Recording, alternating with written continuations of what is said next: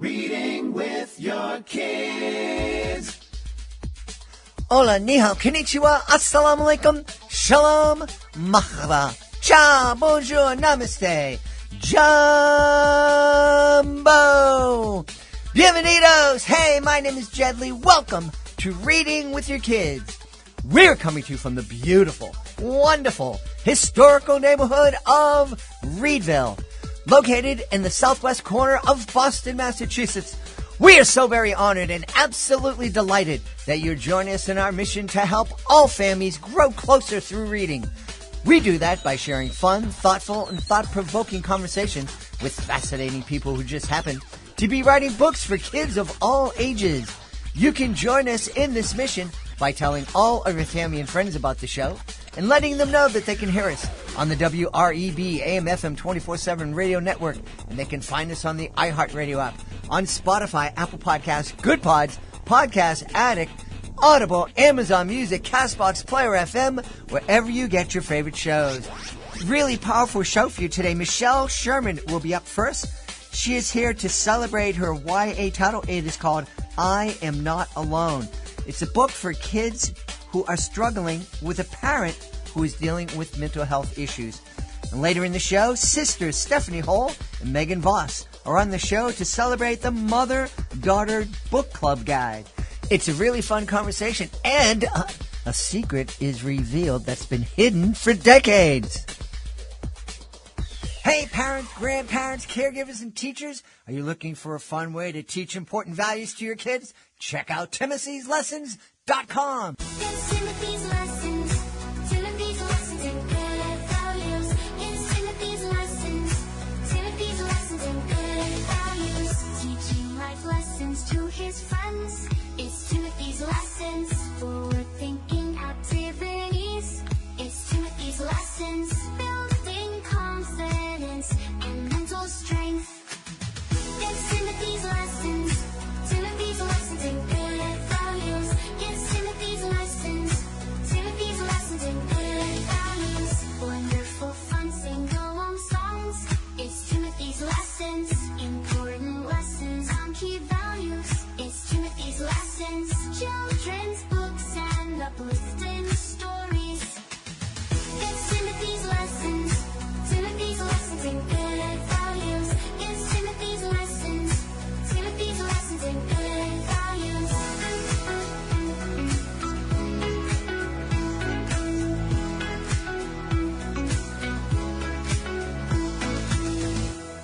Check it out today, Timothy'sLessons.com. Hey, my friends, here's something to think about. What if mistakes weren't something to fear, but something to celebrate? In It's Okay Not to Know by Brenda Doe, young readers meet Bink, a lovable little monster who worries they're not good enough when they struggle or make mistakes. But then, Bink discovers a powerful truth. Every uh-oh is an opportunity. Every question is a chance to grow. And every child deserves to know perfection isn't what makes you special. Curiosity, courage, and self-love do. A must-read for parents, teachers, and anyone who wants to help kids build resilience and confidence. Get your copy of It's Okay Not to Know by Brenda Doe today, because learning begins when we stop fearing the unknown. Hey families, would you like to share a miracle with your kids? At the Wolf Conservation Center, hope was fading. The endangered Mexican wolves dreamed of a pup, but none had come. Until one tiny miracle changed everything. Meet Trumpet, a real-life wolf pup whose incredible birth brought joy, hope, and a lesson in conservation. Trumpet the Miracle Wolf, written by Leocadia George, is a heartwarming true story that will inspire your whole family. Teach your kids the power of hope, love, and protecting endangered species. Get your copy today and join the wild adventure.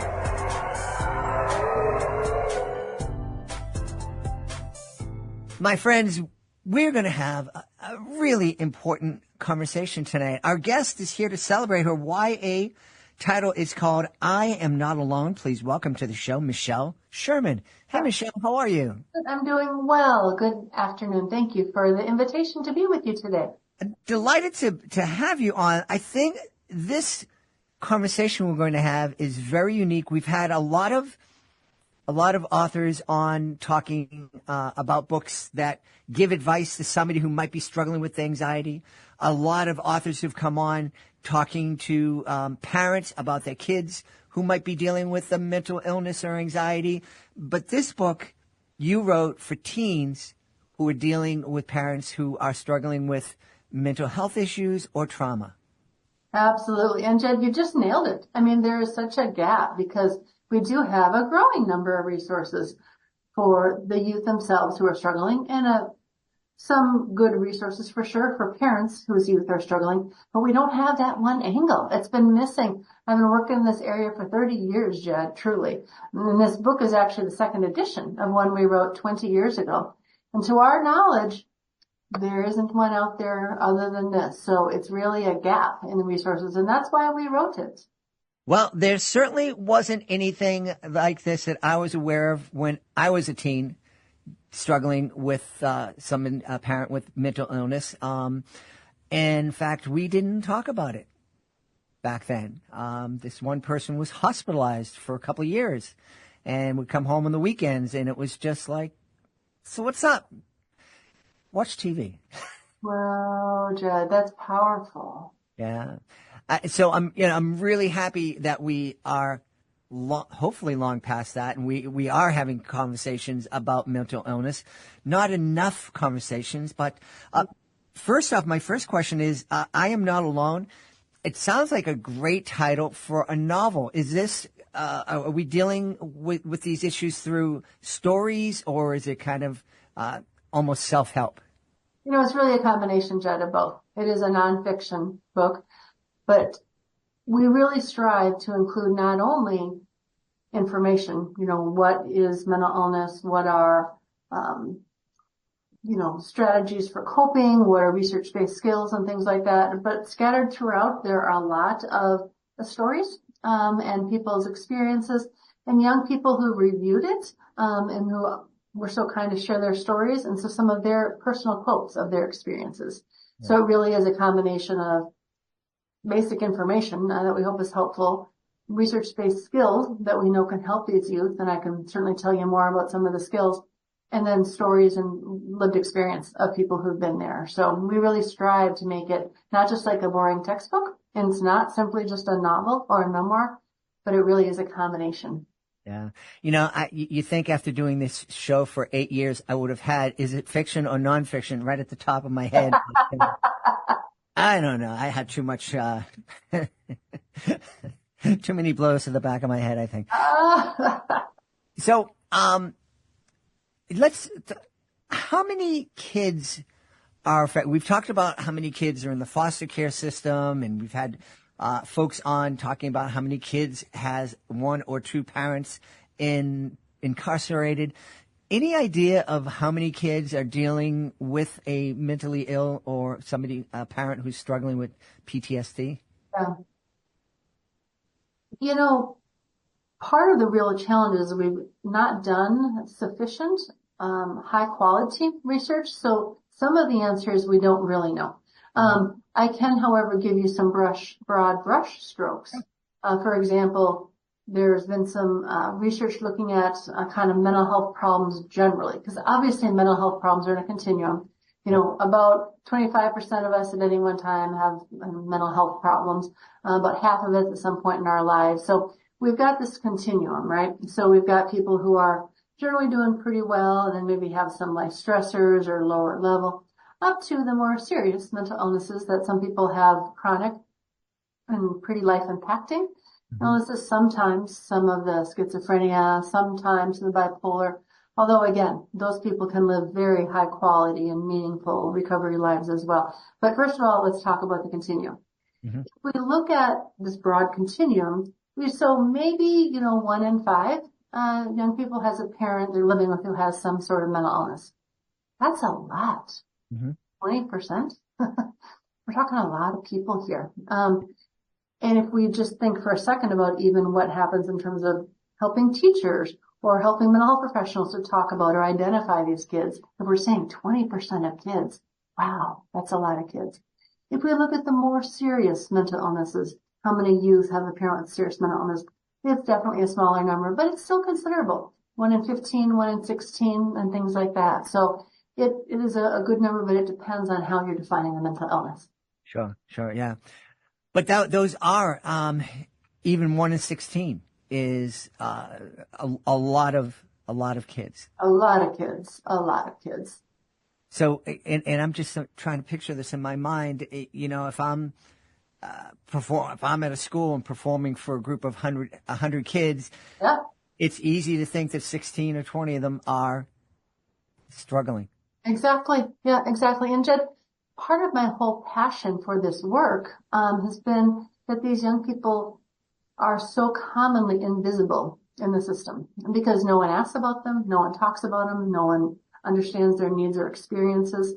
We have two poles. We have two extremes. We have one, this kind of systemic neglect. Let's say hypothetically, my husband is admitted to the hospital tonight for attempt to harm himself, or my mom is admitted to the hospital for a manic episode. Okay.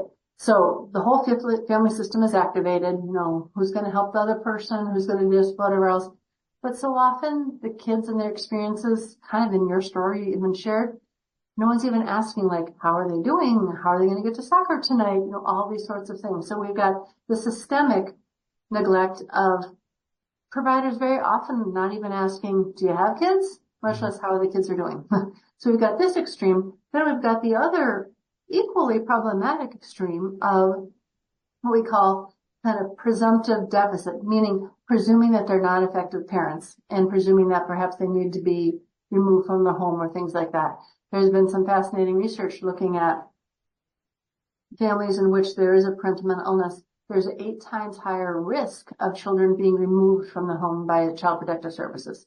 Well, given that, it's understandable that parents don't necessarily want to talk about it because they're afraid might my children be taken away from me. And we know clearly parenting can give people a sense of purpose, a reason to get out of bed, a reason to go to therapy or to have abstinence from alcohol and drugs. So we've got these two poles, and we need to find somewhere in the middle that we can identify and support the parents and these at-risk children, because let's just be honest, right? We know from nature and nurture that these children are at higher risk to develop mental health problems themselves. I mean, the data are very clear. So how can we identify them, have earlier intervention, but not do it in a fear-based, shaming, scolding sort of way? Of course, we need to keep children safe. Obviously, that's very important. Yet also, let's not go with the assumption that they're ineffective parents. Well, and ineffective or not, when you take a kid out of the home, in my talking with people in the foster care system or in my own experience, kids are going to want to go back, no matter what. Absolutely. That's their house. That's their house. Yeah, absolutely. So a real challenge. And we talk about these kids kind of falling through the cracks. And whenever one feels different or alone or confused, it can certainly increase their risk for mental health problems. And so the good news, and a huge part of what we added in the second edition of this book, was pretty interesting recent research talking about what can build resilience. Okay, so whether or not you do develop a mental illness, let's try to maybe decrease the risk, and then if you do increase the tools or skills, some really concrete, actionable things that teenagers can do if they have a parent who has a mental illness. Things such as making sure you get enough sleep, exercise, healthy diet, social connection, minimizing substance use, all these sorts of things. Research has actually shown some of these can prevent or decrease the likelihood of mental illness emerging. So it's pretty cool stuff. Again, there's more research that needs to be done in understanding, but our company's name is Seeds of Hope because we are wanting to instill a message of hope. Yeah. Well, it's absolutely essential. And I love that you're talking about simple things that kids can do, that all of us can do to make ourselves more healthy. Eating eating right, getting enough sleep, and exercise, which has absolutely been a lifesaver for me. Even though I don't look like I go to the gym every day, I am at the gym every day, and it's changed, and this is going on, we're married 35, it's going close to 40 years, a discipline, and it's just wonderful. So important for physical and mental health. Yeah. Awesome. Good for you. So how did you get into this field? Yeah. So I was a math major in college, and I got to linear algebra, and I'm like, phew, I can't understand this. And I also didn't find a lot of purpose or meaning in it for me. And so I switched to psychology and haven't really looked back. And so I've been doing therapy and this sort of work, from teaching to research to program development to a lot of therapy, for about 30 years. Approximately 7 years ago, I really landed on my career's focus of supporting families in which a loved one has a mental illness. And that actually emerged out of noticing in the waiting room of the VA hospital I was working in, all of these family members, that they have loved ones, veterans, going in for their brief medication appointments or therapy. And we've got all these people, sometimes teenagers, often parents, partners, siblings, oftentimes experiencing the sadness, the confusion, the anger, the powerlessness, the despair. And it's like, we need to find a way to support these people. So in the mid-1990s, I wrote my very first little grant and started developing family education curriculum. And it's kind of begun since there. And so being aware of supporting the adults, then an equal passion for supporting the teenagers, because again, there's nothing out there for these teens. And so it has been a career-long passion fueled both by my professional awareness and my personal life experience of having numerous family members experiencing mental health problems, and so driven equally by both professional and personal life experiences. Yeah. I had a conversation with another guest yesterday, and he was saying in his field that there's this intervention that we can make with very, very young kids that can help their help their overall health immensely, so his thing is orthodontia, and, most kids turn 11, we get braces, but we're only dealing with the symptom, and he has a thing where they're dealing, with the cause of the real problem at a very young age. And we were talking about the fact that why hasn't this been, talked about before? Why haven't we been doing this before? And it's like, well, you got these specialties, and they've separated dentistry from medicine and orthodontia from and so everybody got their own little thing. And it sounds that that's kind of what's happening in, mental health too, that, I specialize in this. And so if you come in, I'm going to see you in that kind of vein. And we're not, the psychologists aren't necessarily talking with the physicians, and it's I think part of it is, I totally hear what you're saying, and I think that collaboration is really difficult for lots of reasons, HIPAA, privacy, et cetera, et cetera. I think part of the challenge also, Jed, is our systemic, oftentimes failure to invest in prevention. Because that's what we're talking about here. That's what our book is all about. Okay, Jed, is trying to instill understanding, awareness, hope, feeling seen, and trying to teach some skills that may prevent the development. But that's hard to get funding for, and in my opinion, our country, United States of America, is doing a really poor job of that. Actually, just last week, I was in London, meeting with someone who's in charge of an organization called Our Time that has throughout all of London amazing organizations that bring together the parents and the kids and help address these sorts of issues together. Canada does a lot. Australia does a lot. So there are places around the world that really invest in this. Our country, thus far, really has not, sadly. I think I'm familiar with the people at Our Time. Are you with Dimna Kunain? That name's not familiar. No. We'll chat after the show. We're not plugging them. We're plugging you here. All So right. you mentioned a couple of things that kids can do proactively, or teens, getting enough sleep, exercising, nutrition. What other kind of skills can kids learn from reading I Am Not Alone that can help them get through their days? That's great. So in addition to self-care, we saw that's kind of broadly. I think a real challenge both teens and other involved family members struggle with is balancing love and care for your parent, whomever else it is, with boundaries. And of course, teens are in a, by definition, a different state of power than a partner or a parent or things like that. But even so, teens say, gosh, I feel weird going out with my friends when my parent is struggling. And so how can we deal with my own feelings of, it's important for me to be able to go have joy and be, spend time with my friends and have fun even when my parent is struggling. So navigating some of that we address. We absolutely address issues of talking to friends. We talk a lot, Jed, about stigma. Mm-hmm. It's huge, right? It's very hard. And we as adults sometimes struggle to talk about some of these things, much less talking to kids. And again, oftentimes no one talks to kids, and oftentimes they come up with worse ideas than it actually is. So we empower young people about how to talk to their friends. We talk about how they can manage and deal with their really wide range of emotions. Again, using healthy coping skills and things like that. We talk about who is their support system, identifying who are people they can count on, who can they talk to.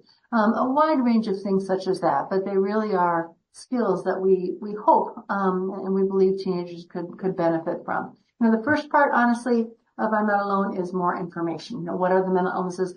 We talk some about comorbid substance use, since that's such a common thing. We certainly talk about trauma and the impacts of that and how to understand that. Then part 2 is much more about the teenager's experience. My own feelings, stigma, communication, limit setting, how to support my parent, self-care, all those sorts of things. Yeah, that idea of stigma and not, talking to a teacher, telling your friends.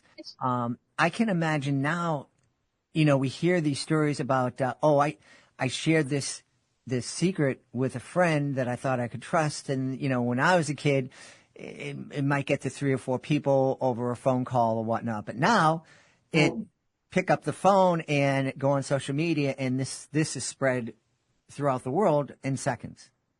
Absolutely, Jay. It's really different than when you and I grew up, isn't it? Very different. And so the risk of cyberbullying, the violence in schools and everything. There are so many things that are different for young people growing up today. And so we actually have a pros and cons list in terms of what would be the benefits, who do I share, how do I respond, all these sorts of things that help them to kind of sort through some of the stuff. Because it's true. We human beings, we fear that which we do not understand. Mm-hmm. Mental illness is hard for lots of people, adults included, to understand. And so we strive to provide information in a teen-friendly way. I'll tell you a funny story. When my mom and I wrote some of these books are in the mid-2000s, our first few, we had a lot of people review our books. Again, I'm an academic. I normally write for scientific audiences and things. So my mom, the teacher, really brought some more of the pedagogical things about how to approach things and stuff like that. Well, one of the categories of symptoms for PTSD, which again, we talk some about trauma, is increased arousal. My sister, a teacher, said, you can't talk about increased arousal for teenagers. They're going to think of something very different. And so it's even how to connect and express things to teens in a way that they can really hear and understand and make sense of. So we did work really hard to try to make it accessible and useful for teenagers. Yeah. Wow. One of the things that I'm thinking about is I'm guessing that there may be some parents who are struggling with mental illness that are hearing this thinking, I got to get this book for my kids. And I certainly hope they will. But I have a feeling that this is a book that if you're an aunt or an uncle, a neighbor, yes, a grandparent, if you know somebody in your life, if you know a kid that's in your life that is dealing with these things, what a great, thoughtful, wonderful gift. Might not be appreciated right away. You might be buying a book that doesn't get opened or doesn't get opened for a while, but it's there. Yeah. somebody. Even just, it's so interesting you said that. And even like clergy, teachers, coaches, I mean, there are a lot of people that it takes a village, right? This is a really beautiful story. Just 2 nights ago, I got an email from a psychiatric nurse in Iceland who's been doing programming in psychiatric hospitals for some time with these youth. And she said, well, we found books for little ones, but we never found a book for teenagers. So she got some of our I'm Not Alone books. And she said she gave it to this little girl who'd been in our groups forever. And this little girl just got this huge smile on her face, just knowing, wow, there's a book for me. Even if the book is crappy, which I hope it isn't. It's like, oh my gosh, we have a book for if your parent or grandparent has cancer or dementia or all sorts of stuff. Well, wow, there are no other resources for these teenagers, and that's particularly why we wrote it. So we hope that people who see these children, because maybe the immediate family system is too overwhelmed and really can't. So as you said, other people in the village, teachers and whoever else, school counselors, right? I mean, so many people, pediatricians, family doctors, it's like, okay, you've got your parent, whoever else is struggling. What about supporting these teens as well? It takes the whole family. Yeah, excellent idea. And it's a great book that, if a parent if you're an uncle and you give this to your niece or nephew who is struggling, the parent's not going to look at the book and think, get all offended. It's a lovely book. It's, it just looks like something a teen would read. Well, we actually hope, and actually from our first edition, we're told that oftentimes the parents like to read it too. Not when the kid is reading, because it's very interactive. There's journaling, activities, all this sort of stuff. But parents find it helpful to know how to open the conversations, both the parent with the illness and the other parent. So it's absolutely not just for the teenager, but it can be a basis for a support group. There are chapters, of course, so it could be a therapy support group. There are all sorts of ways in which it could be used, but many adults tell us they find it helpful as well. Yeah. Let's tell everybody where they can go to find out more about I Am Not Alone and find out more about you and your company. Yeah, well, thank you, Jed. Our website is www.seeds, with an S, seedsofhopebooks.com. That's seedsofhopebooks.com, and you can see sample pages. There are other actually free resources I put on that website. You can see more about our background, our bio. We have a parallel guide for adults who love someone with a mental illness that just came out, published by Johns Hopkins, called Loving Someone with a Mental Illness or History of Trauma. You can see sample pages of that, but both of our books are available on Amazon, Barnes & Noble, wherever you like to shop. But seedsofhopebooks.com is where you can learn more about us and our books. We've had a really eye-opening time speaking to the author of I Am Not Alone. Our guest has been Michelle Sherman. Michelle, thanks so much for being with us. Yeah, thank you for the opportunity. Truly appreciate it. It was a lovely conversation. This episode of Reading with Your Kids is brought to you by We're Going to the Dinosaur Forest, written by Marie Nichols. Marie Nichols was recently on my Connecticut Book Festival's podcast, and what a delightful woman. One of the things she said really struck home with me. She said, parents nurture with care, siblings are taught to share, but grandparents embrace the dares. We're Going to the Dinosaur Forest is a colorful, fun-filled book where this grandmother dares to embark on a wild journey with her grandson into the dinosaur forest. It's available on Amazon. It's also available on bookshop.org. You and your kids and you and your grandkids are going to love this book. It's We're Going to the Dinosaur Forest, written by Marie Nichols. This episode is brought to you by The Mystery of Mystic Mountain, a great middle grade novel by Janet Fox. Becca Soloway's perfect summer goes up in smoke when her mom flees a looming divorce by dragging Becca to a Montana resort. To make matters worse, her mom's hasty booking lands them not at a luxury spa, but at an aging dude ranch called Far Away. Becca is miserable until she meets the wrangler's son, John, who shows her what might be the first clue to a century-old mystery, the lost treasure of a Robin Hood-like outlaw known as Pearl Handle Pete. You and your kids are going to love this book, The Mystery of Mystic Mountain by Janet Fox. It deserves a place in your family library. My friends, if you have ever thought about owning a business that's fun, rewarding, and makes a valuable contribution to kids' education, well, Brooklyn Robot Foundry is calling your name. I recently met Ginny Young. She's the founder of Brooklyn Robot Foundry. And let me tell you, she is incredible. Her passion for getting kids excited about STEAM, that's STEM plus art, it's contagious. I'm telling you. This isn't your average kids program. Brooklyn Robot Foundry is all about hands-on, screen-free STEAM fun. These kids get to build a different robot each class and take it home with them afterwards.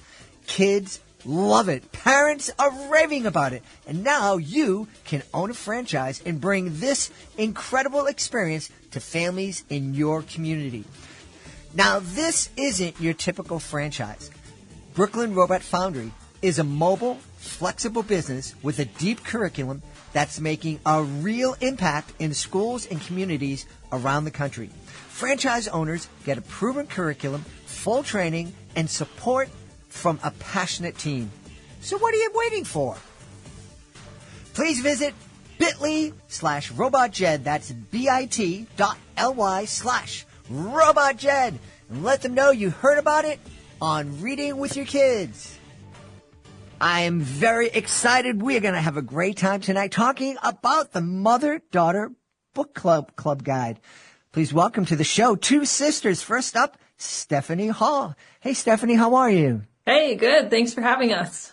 Good to see you again. And also joining us, Meghan Voss. Hey, Meghan, how are you?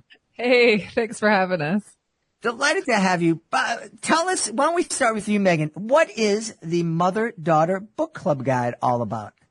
So pretty much I always joke that we wrote this guide for me.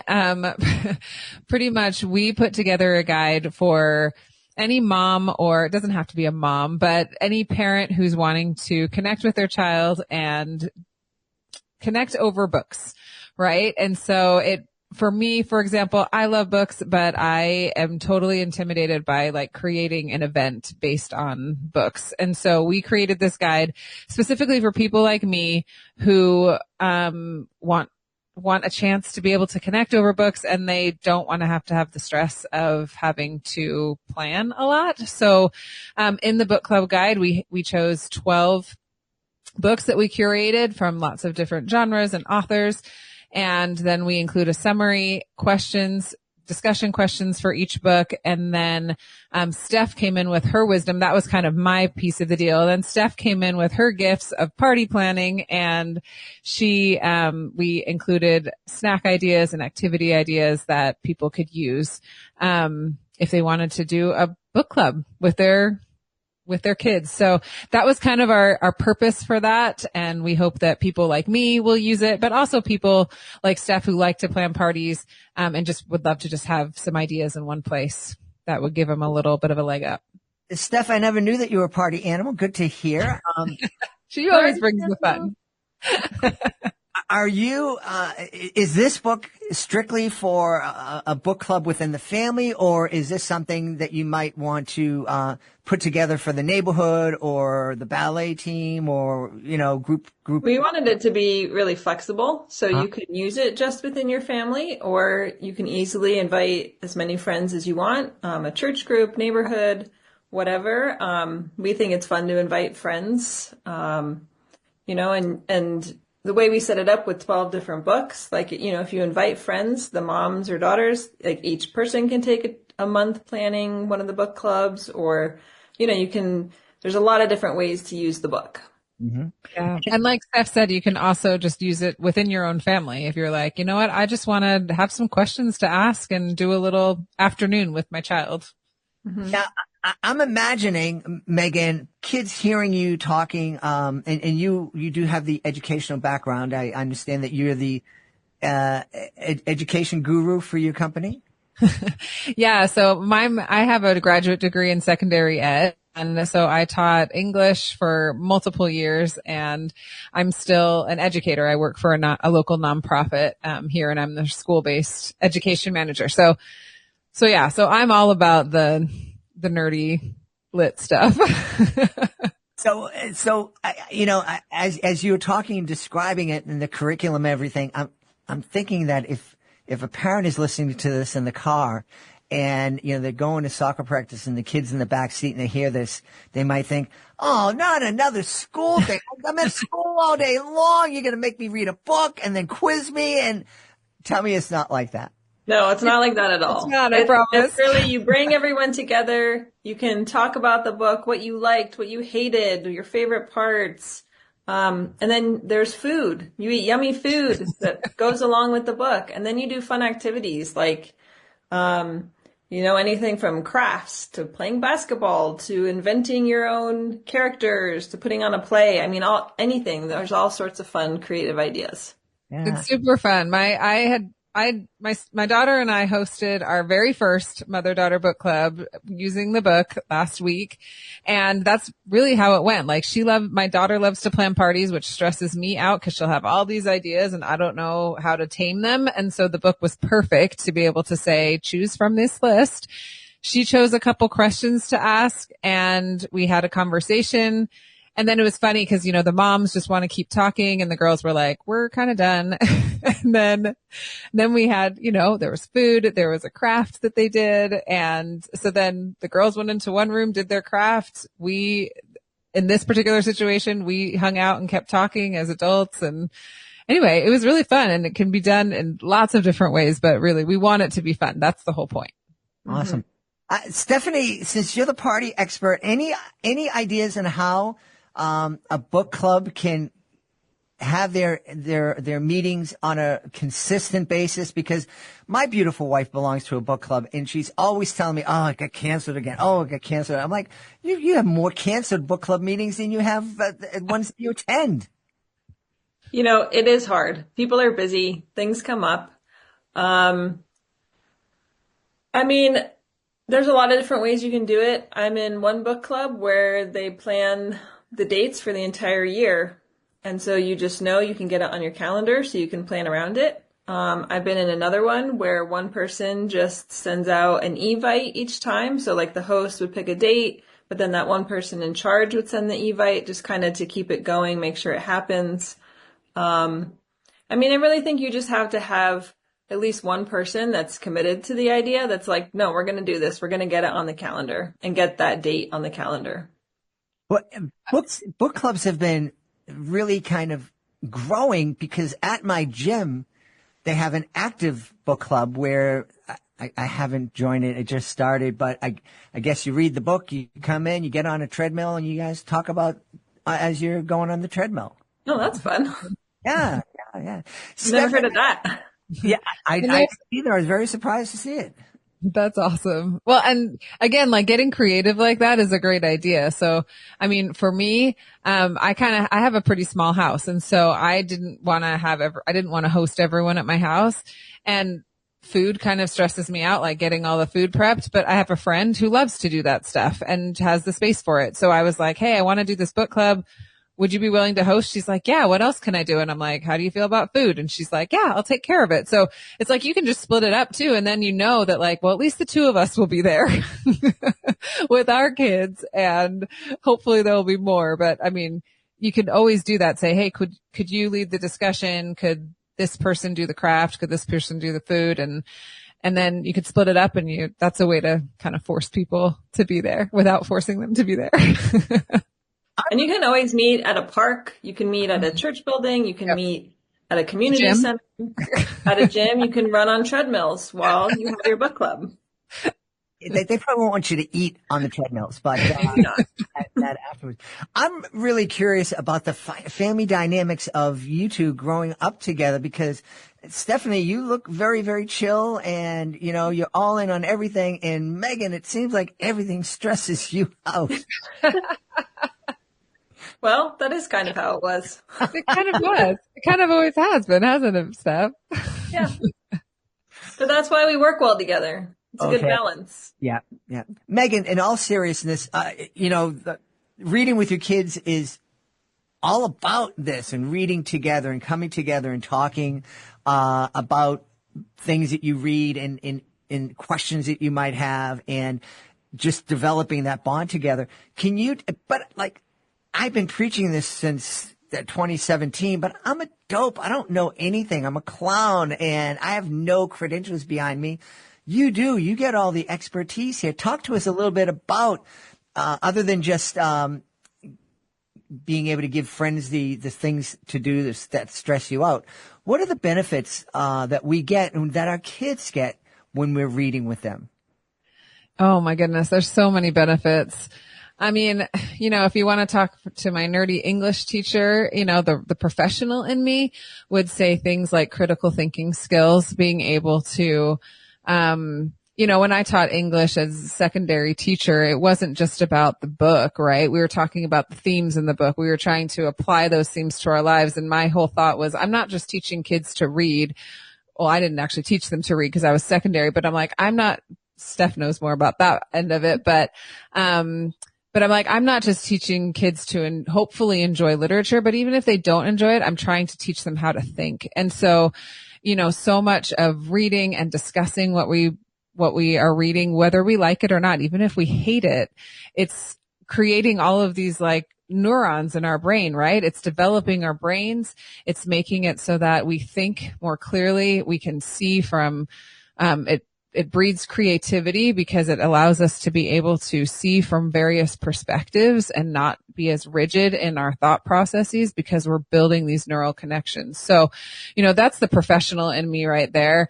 And then on top of that, I'm married to a counselor and, I think he would add that, it's building connection, right? And you have these shared, it's called nostalgic memory is the official term, but you're building these memories together that you are nostalgic about. So as your children grow older, they look back and they go, oh, I remember when I did those things with my mom. It might not have anything to do with the book, but because that nostalgic memory is wrapped up with your relationship and literature, it then often helps those struggling readers to feel like, I really like books. I really like stories, right? One of the families that came to our book club, their daughter really struggles to read. Reading, I mean, she would just say she can't read at this point in time because of a lot of cognitive struggles that she has in that particular thing. And yet afterwards her mom was like, oh my gosh, we need to just start listening to books and talking about those books because this girl is, from an emotional side, she is brilliant, right? And it's just, reading is just something that's been hard for her. But like emotionally, she is this brilliant child. And she's like, oh, we have this opportunity to connect over stories, whether or not you are physically reading them. So I think like, it's just, there's so many different ways in which it matters. Yeah. Yeah. Well, and one of the things I love about the book club is that it kind of allows the opportunity to continue reading with your child because a lot of parents stop reading with their kid once their kid is, second, third grade and is a strong reader on their own. Just because life gets busy and you're like, oh, well, they can just read to themselves at bedtime. But when you're doing this book club together, it's like, oh, every night we're going to read a chapter in this when they're in 4th, 5th, 6th, 7th grade. And it allows that bond to continue in that shared experience, which is one of the things I've loved most about it is because I wasn't good at just continuing to read to my kids unless I had like this deadline or this event we were going to where it's like, oh, we're reading this together. So it kept me continuing to read to my kids, which I loved. Yeah. In all transparency, my daughter, the book that we chose was a book that we read about a year ago and she just loved that book. And then life was so busy. She's my 3rd child, right? And so life just is so busy. And it was 2 days before the book club and we were like, we need to reread it. And so we just read it together in 2 days. And at first I was like, this is going to be crazy. And it was awesome. And we talked about it as we read it and we're like reading it in the car. I'm giving it to her brother to read in the car as we're going to activities, but it was really fantastic. And I was actually, as much as I love it, as much as I'm all about this, I was actually surprised by how much I really loved it. Yeah. I tell you, one of the happiest days in my life was when my daughter's 2nd grade teacher called me in and she said, you have to read with your daughter. And I'm like, I I did. We read every single night, but now she reads by herself, and the teacher goes, "You still have to read with her." And I'm like, "Really? This is great." And, went home, told my daughter, and she was all about it. And, I mean, it lasted for so long. I remember the last book we kind of read together, I think, was, in Cold Blood by, Truman Capote. And, what a weird conversation to have. What a weird book to be talking with your daughter about. But we did it because it was something, the story she found really fascinating. And we had weeks of conversations about it. That's amazing. Yeah. Love that. Whose, idea with this? Was this just Stefanie, you were doing this with your daughter and go, I got to turn this into a book? Or Meghan, was it your academic, Well, it was actually our other sister's idea. I had been running, mother-daughter and mother-son book clubs for years, and I was posting my ideas on my website. And I was looking at my website stats one day and realized that my highest hits on my website were for the book club posts. And my other sister was like, "Well, you should just turn that into a book then." And I was like, "Oh, that's a great idea." And so then I asked Meg if she wanted to join in, and she said absolutely. Oh, yeah. Excellent. Well, I love it. It's great to see families staying together and doing things together. And I think reading together probably had something to do with that when you were younger. Yeah. Meg was actually a writer when we were younger. Well, she still is a writer. But one of my favorite things to do was to read the stories she wrote. So we would share that connection a lot. It was really fun. That's true. That's true. I was saying my daughter's name. Stefanie was always like my biggest cheerleader when I was a kid. I'd write all these stories and she'd be like, "I got to read the next chapter. When are you going to write the next chapter?" And it was awesome. That's great. Meghan, did she ever break into your diary, to, do that? Sadly, I don't think my diary was very interesting to read because, I did there was actually one read her section of diary. my diary. You did break into it. I remember you telling me that. There's I'd say all the little things. And then at the very end, I'd say all the people I had crushes on. And Steph broke in and found that out one time. Oh, do you remember that? Or was it multiple times, Steph? I think it was only once. Statute of limitations has expired, so you Yeah. be honest here. The best part was, though, that she called it her heartthrob update. Oh, yeah. That's a good one. It was amazing. She even branded it. That's right. They were awesome. That's so Well, funny. I love it. So, Meghan, I do know that you are the driving force behind ABC, See, Hear, Do. Can you talk a little bit about those books? Well, that's actually Steph. So I've been on Steph's, what do we want to call it? Our crew for ABC, See, Hear, Do for forever. But Steph, that's been her. It's just an amazing product. You need to talk about it, Steph. I love it. And I've always felt very grateful to be part of that team that brought that to be, but, you need to talk about that, Steph. Yeah, so ABC See Hear Do is a learn to read program for kids that uses movement to teach reading. Because again, I'm all about making reading fun. So this mother-daughter book club guide is kind of just an extension of that, of once you know how to read, let's continue making reading fun. And so, yeah, I was on your show, Jed, back, I don't know, a long time ago. 21, was it? 2019. 2019. Okay, yeah. So since then, I mean, I don't even know how many books I had on then, but now there's 7 levels in the series, and we've got writing practice and coloring books and curriculum books and early readers and flashcards. So we've really grown a lot. It's been great. Well, I love that ABC See Her Do. It's like this creative way of learning, making learning fun, right? But it steps them up from learning the letters to putting the words together to those early readers that are, they work specifically with each of the books. So if you have learned everything in one book, then you can read an entire book in an early reader. And it's just filling a lot of early reading gaps. And then to be able to have mother-daughter book club on the heels of that as kids are getting a little bit more advanced in their reading and thoughts is really fun. Well, I'm really happy that you're creating these books, and I'm happy that you created the Mother-Daughter Book Club Guide. Because Meghan, one of the things you said is, I was a secondary teacher. The kids knew how to read by the time I got here, but we've had, one very memorable guest was Malcolm Mitchell, who was a member of the New England Patriots, won the Super Bowl with Tom Brady and Gronk. And he shared that he got to college and realized that he wasn't able to read, and himself how to read with picture books in college, kind of hiding them in his dorm as he was reading. And now he is a literacy advocate and an author. But I think there are a lot of kids who slide through the cracks. Teachers work really hard, and they have a really difficult job. And so I think it's really easy for some kids to slip through the cracks. And so I'm really happy that there's tools out there for parents to use to help their kids and to make sure that they're progressing the way they should be. Yeah, 100%. It's actually true. The statistics are really sobering that I think by fourth grade, 70% of kids still struggle to read. It's really sad.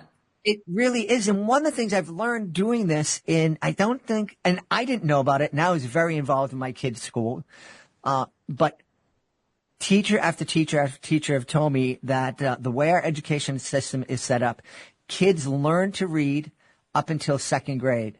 And then in third grade, they're reading to learn. Yeah. So if they're not on grade level at third grade, fourth grade, they're really in the hole.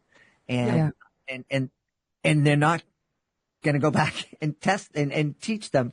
I think a lot of that has to be done at home.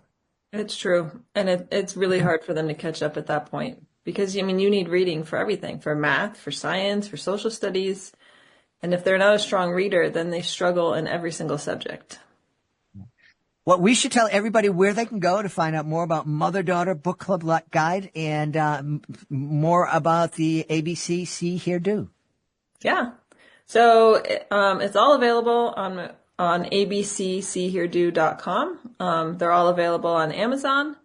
And our social media is ABC See Hear Do, or Stefanie Hohl, or Meghan can tell you hers. Yeah, so Steph is the face of the companies, so I'm on the crew, right? So you're welcome to find me as well, though. I'm on Instagram at Meghan Voss, Meghan, V as in Victor, OSS Studio, at Instagram, and you can learn more about our books and see some fun Montana photos as well. We've had a great time speaking to the driving force behind the Mother-Daughter Book Club Guide. Our guests have been Stefanie Hohl and Meghan Voss. My friends, thanks so much for being with us. Thanks for having us. We hope you've enjoyed this episode of Reading with Your Kids and will join us for the next exciting episode of the show. We appreciate that you're joining us in our mission to help all families grow closer through reading. We would love your help to expand our mission to other families and other educators, librarians. So please take a moment to share the link to this episode with family and friends, teachers, principals, guidance counselors, librarians, public librarians, youth ministers, anybody that you know that is involved helping families. Please share the link so they can join us in our mission to help all families grow closer through reading.